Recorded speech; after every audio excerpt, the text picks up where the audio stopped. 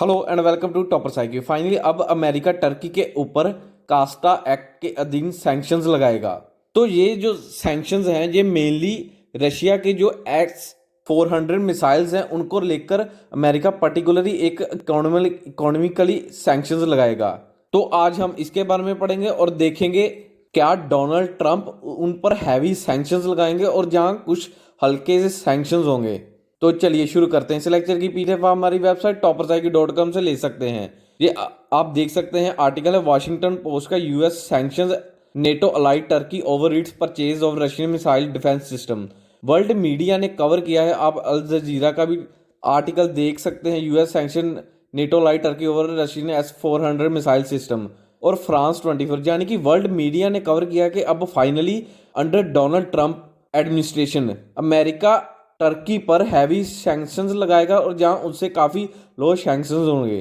तो अगर हम ट्रंप की बात करें तो वह एक टर्की पर काफ़ी विश्वास करते हैं और साथ ही उनके जो प्राइम प्रेसिडेंट हैं उनके साथ उनके काफ़ी रिलेशंस भी हैं।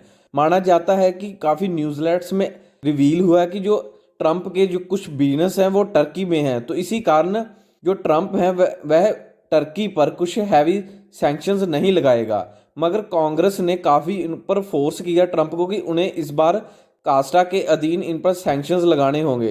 तो मेनली जो सैंक्शंस हैं ये रशियन के जो S-400 मिसाइल सिस्टम है उनको बाय करने पर, क्योंकि टर्की ने रिसेंटली ही डील की थी कि वह रशिया से S-400 मिसाइल को बाय करेगा, परचेज करेगा। मगर लगता है कि इस बार टर्की इस डील को कंप्लीट नहीं कर पाएगा। तो अगर इस सैंक्शंस की बात करें तो ये एक इस बार रेयर सैंक्शंस है नेटो अलाई पर जो कि टर्की पर हैं। तो इस बार अमेरिका जो टर्की के एक्सपोर्ट यूएस एक्सपोर्ट लाइसेंस है उन पर भी उनको बैन करेगा। साथ ही जो लोन क्रेडिट जैसे वर्ल्ड बैंक, IMF या और भी कई एग्जिम बैंक हैं उन पर उनसे अगर टर्की लोन लेना चाहे तो वह नहीं ले सकता इस सैंक्शंस के अधीन। और साथ ही जो प्रेसिडेंसी है डिफेंस इंडस्ट्री की, यानी कि अमेरिका से भी अगर वो आने वाले समय में कुछ डिफेंस प्रोक्यूरमेंट परचेज करेगा तो उस पर भी उन्हें पाबंदी लगेगी। तो रशिया और टर्की की डील की बात करें तो इसे 2019 में टर्की ने तकरीबन $2.5 बिलियन के जो S-400 मिसाइल की ऑर्डर दिए थे। मगर इंडिया ने भी S-400 मिसाइल्स परचेज किए थे सिस्टम, डिफेंस सिस्टम रशिया से। मगर अमेरिका का कहना है कि जैसे रिसेंटली अर्मेनिया और अजरबैजान के जो बीच में कॉन्फ्लिक्ट हुई थी उसमें टर्की ने काफ़ी रोल प्ले किया था, उसने अजरबैजान का काफ़ी सपोर्ट किया। तो इसी कारण अमेरिका कहता है कि अगर इसके पास ऐसा कोई डिफेंस सिस्टम आएगा तो वह इसे किसी भी कंट्री के खिलाफ, जब कोई स्मॉल कंट्री है उसके अगेंस्ट यूज़ करेगा। और इससे साथ ही जब ऐसा निर्णय लिया टर्की ने डील साइन की तो जो F-35 एयरक्राफ्ट प्रोग्राम था अमेरिका का जो टर्की परचेज करना चाहता था अमेरिका से, उस पर भी अमेरिका ने बैन लगा दिया कि वह अब टर्की को F-35 एयरक्राफ्ट नहीं देगा। मगर अमेरिका के लिए ये एक बहुत ही बड़ी चुनौती थी, क्योंकि एक तरफ रशिया का जो S-400 मिसाइल सिस्टम वो भी टर्की के पास आ जाता और दूसरी तरफ F-35 एयरक्राफ्ट। क्योंकि अगर दोनों डिफेंस को अगर F-35 को और S-400 को अगर टर्की यूज़ करे तो जो F-35 एयरक्राफ्ट था उसकी जो कमजोरियां थी वह रशिया के सामने रिवील हो जाती या और भी कई कंट्रीज के सामने रिवील हो जाती। तो इसी कारण इसी को मद्देनजर रखते अमेरिका ने इस पर भी बैन लगाया।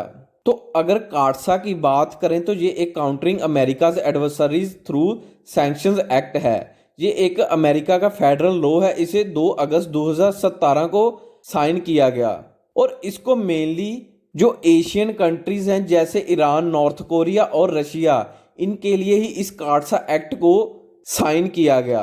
इस एक्ट के अधीन अमेरिका रशिया पर काफ़ी हैवी सैंक्शंस अप्लाई करता है, जैसे इकोनॉमिकली और डिफेंस को लेकर भी। और साथ ही रशिया कहीं पर वर्ल्ड बैंक या IMF से लोन नहीं ले सकता।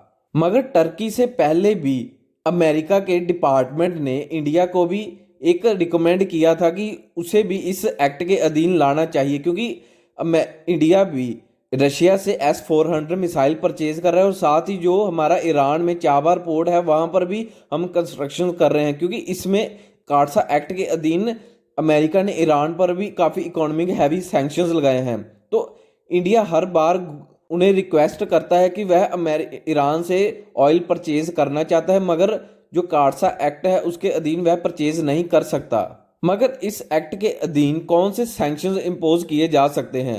तो अगर काटसा का सेक्शन 235 देखें तो इसमें प्रेसिडेंट को पावर मिलती है कि वह कम से कम 5 या उससे और भी अधिक सैंक्शंस अप्लाई कर सकते हैं किसी भी कंट्री पर।